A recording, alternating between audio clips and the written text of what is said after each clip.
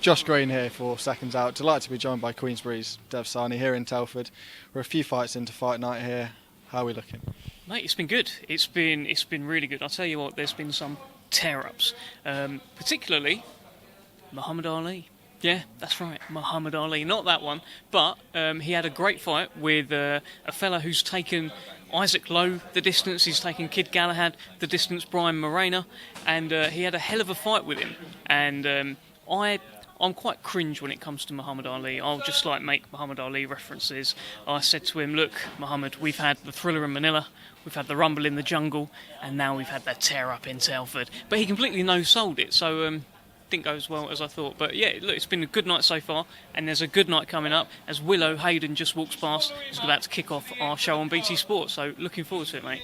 Willie Hutchinson as well, important for him to get back on track. I mean, it's been 15, 16 months, you can believe, since we've seen him in the ring.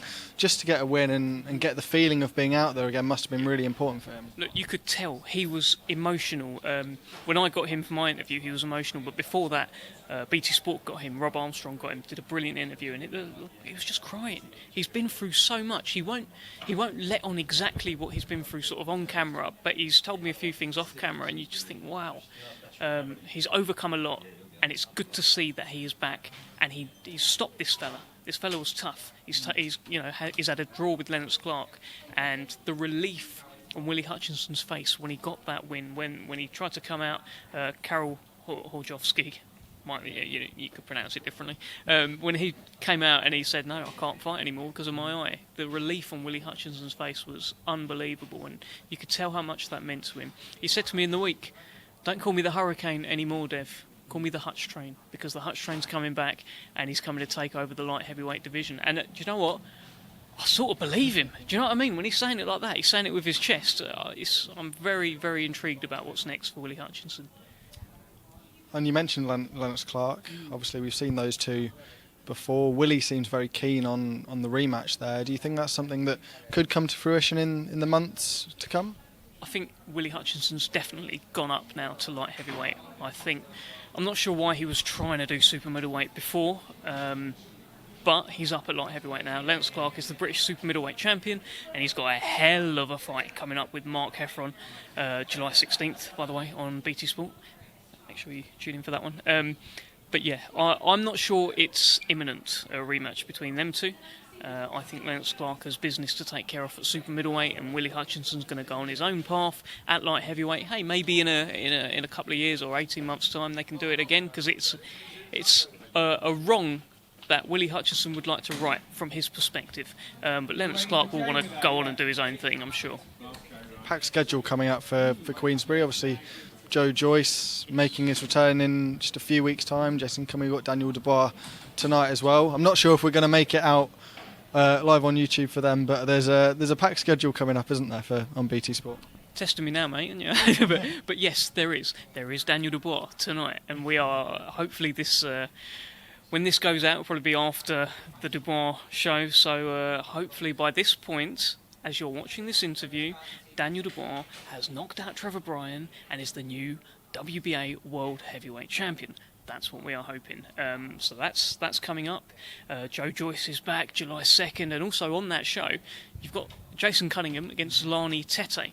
I keep going on about these super bantamweights because I am so passionate about this division. There's so many fighters just at it. Andrew Kane, Liam Davis, Brad Foster, Yonut Baluta, Jason Cunningham, Sahni Tete. I could go on and on. I might go on and on. Brad Strand, Dennis McCann can be around that way. There's so many of them, and this is just sort of Queensberry boys, right? What about Gamal Yafai over there? He had a good win the other night. He'll have things to say. So yeah, that fight, Jason Cunningham, Sahni Tete. I can't wait. I can't wait to see what's left of Sahni Tete. I can't wait to see if Jason Cunningham can do what he told me he was going to do the other day, which is fill Sahni Tete in. And also on that show, you've got Callum Johnson, Igor Mikhalkin. Loser leaves town, I'm afraid. This is one of those. He has to win. Callum Johnson has to win this fight.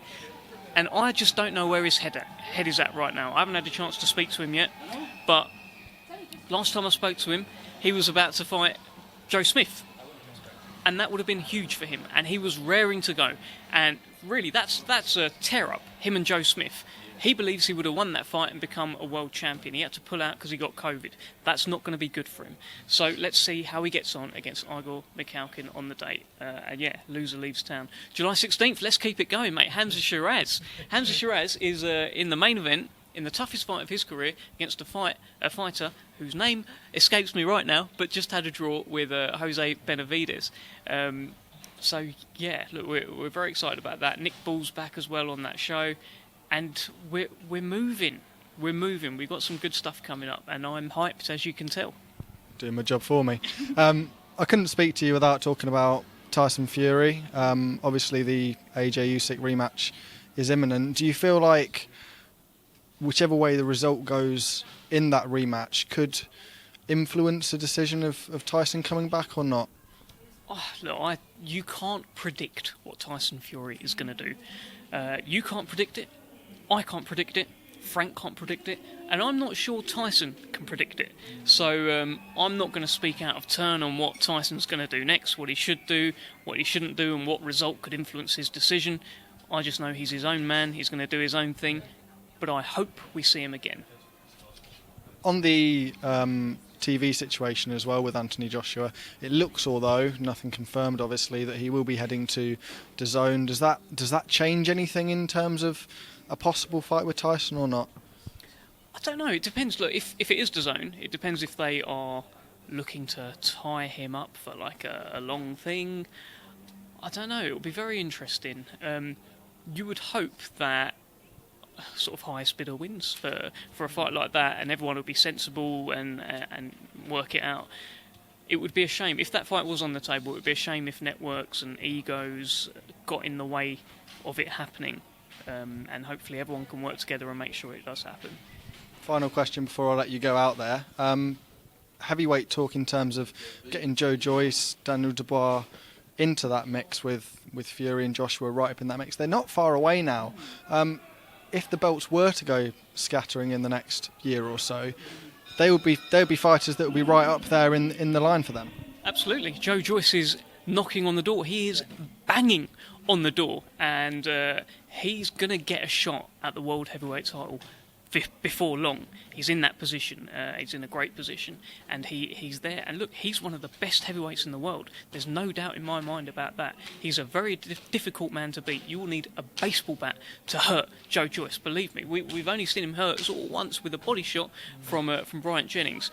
That's it. Have you ever seen him hurt to the head? I haven't. I mean, he's got an unbelievable chin, best chin in boxing. And Daniel Dubois can tonight make a big statement, flatten Trevor Bryan, which is what we're all hoping he's going to do, and come away with the WBA World Heavyweight title. Now, of course, there is a super champion as well, but Daniel Dubois will be in line for a shot at the winner of AJ against Usyk. So these belts are probably going to start scattering, and we've got fighters well placed to start collecting. Lovely, Jubbly. That's what I'd like to see. Thank you very much for your time, Dev. Cheers, mate.